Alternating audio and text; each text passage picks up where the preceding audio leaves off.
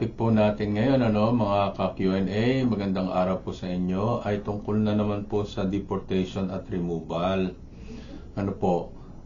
Yan pong mga nag-a-apply ng asylum, may kaakibat yan na dalawa pang applications na kailangan yung isama just in case hindi ma-approve yung asylum.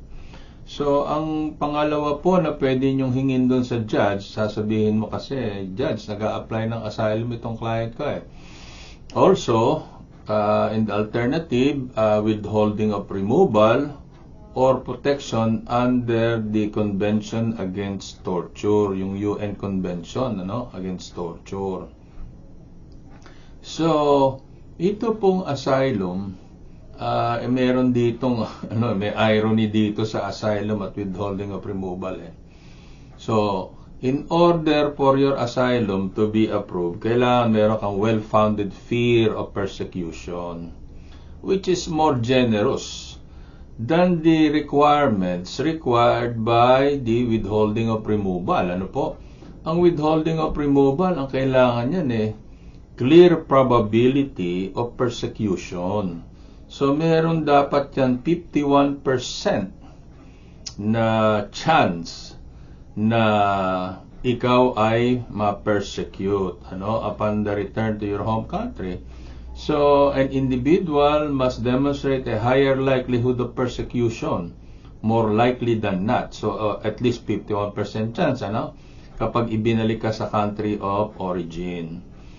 So, ibig sabihin po niyan, mas malaki ang chance na ma-persecute ka kesa sa requirement sa asylum. So, ngayon, bakit yan ay ino-offer ng kapag gusto makipag-settle nung immigration attorney, i-offer nila yan kapag alam nila na malaki ang chance mo na manalo ng asylum kasi dito sa withholding of removal, di ka makakakuha ng green card. Samantalang ang asylum, if after a year na mag-grant yung asylum mo, pwede ka na mag-apply ng green card. So, meron isang tayong case na after ng hearing, inoferan tayo, after ng trial, inoferan yung client ko ng withholding of removal para nang noon kasi nag-aalala siya baka manalo kami sa asylum. Ito naman client ko, sin-explain ko sa kanya, kapag asylum ang nakuha natin pero hindi natin alam kung sasabihin ng judge, kung i-grant niya yan, makakakuha ka ng green card after a year. Pero itong withholding of removal hindi ka i-deport. Although pwede magbago ang isip ng immigration attorney kapag naggumanda ang peace and order situation sa country of origin mo, pero malaki ang tsansa na mananatili ka dito sa Amerika hanggang sa makagawa ka ng another na paraan, panibagong paraan, So, sabi ayoko nang ayoko na mag-take ng chance, sabi ng client ko. Kunin na natin yung offer na yan. So, nag-usap kami sinabi ko doon sa immigration attorney, sige, sabihin mo na ako sa judge na pumapayag na yung client ko. Ngayon, itong judge, gusto rin niya yan na may agreement yung, dinideport na client, at saka yung immigration attorney. Kasi, pag ginrant niya asylum, pwede siyang pila ng appeal nitong immigration attorney at pwede siyang mabaliktad doon sa Board of Immigration Appeals. Ayaw nila yan. Kasi yung record niya, pag nabaliktad siya, hindi maganda. So, itong mga administrative court judges, gusto rin nila may 100% silang na-affirm yung kanilang decision. So, ngayon, ano ngayon ang mangyayari? So, nagkataon naman, itong client ko kasi, meron siyang pinagtatrabahuhan at willing siya na sponsor ng employer niya.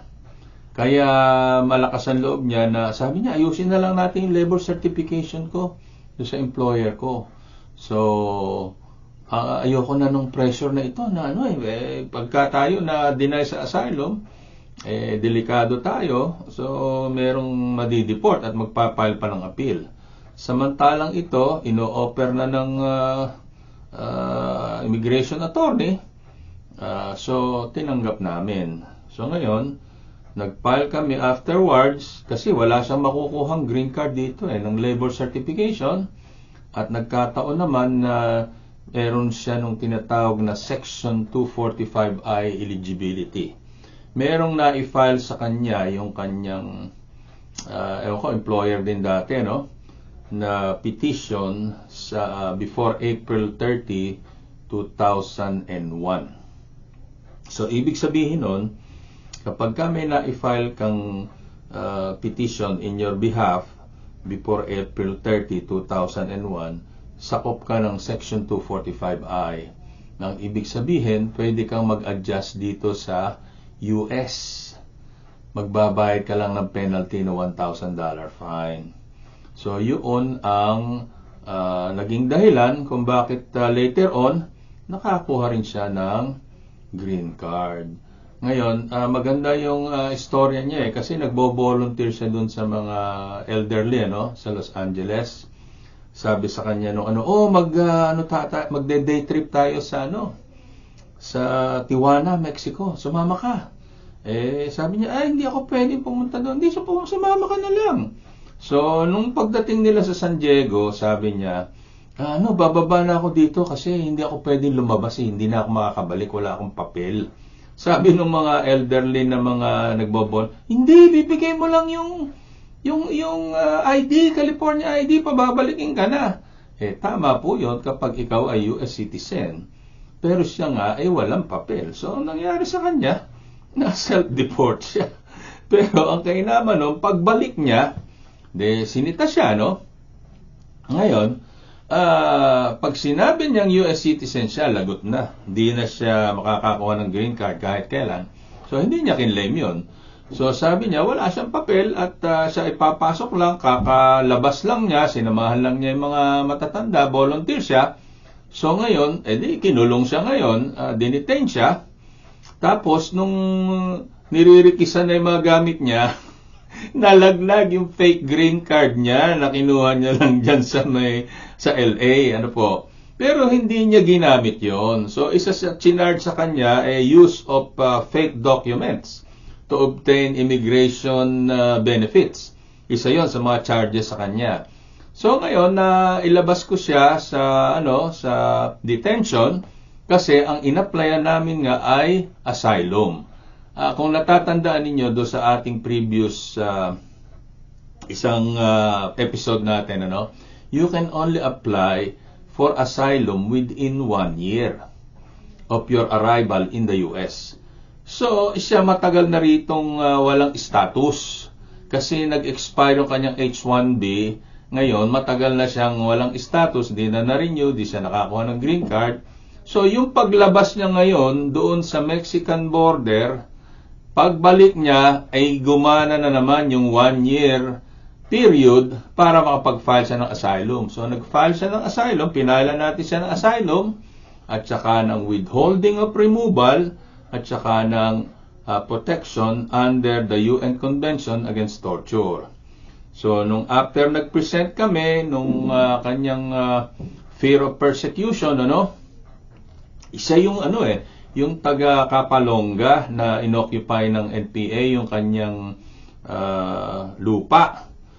So, yun ang naging basis namin na deny siya sa asylum. So, nag-file kami ng appeal, ni-refer back kasi nga, sinabi nung judge, wala siyang credibility. Pero pag ibinalik yan sa immigration court judge, everything is open. So, kaya nung natuklasan namin na yung kanyang loan sa DBP ay na-deny dahil sa occupied daw ng NPA yung lupa niya, yun ang ginamit namin. So, nung isinabit namin yun, nakita nung immigration attorney, mukhang malaking tsansa nito na mag-grant ng asylum, inoperang kami ng withholding of removal. So, yun po ang nangyari, tinanggap nitong ating client kasi ayaw na niya yung pressure ng denial. So, madalit sabi naman, nakakuha naman kami ng green card later on, kaya it ended well for her.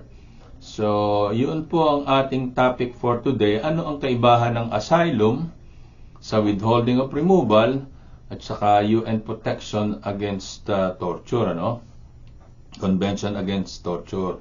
So, yung pong asylum, after a year na mag-grant, magkaka-green card ka na, kaka-apply ka na. Pero itong withholding of removal at saka itong protection under the Convention Against Torture, wala po itong paraan para makakuha ng green card. So, hahanap ka ng ibang paraan habang nananatili ka rito sa US. Kasi pag nagkaroon ng change of country conditions at bumuti ang peace and order, ay nako, pwede na nilang i-revoke yung withholding of removal saka yung protection under the Convention Against Torture ng USIs.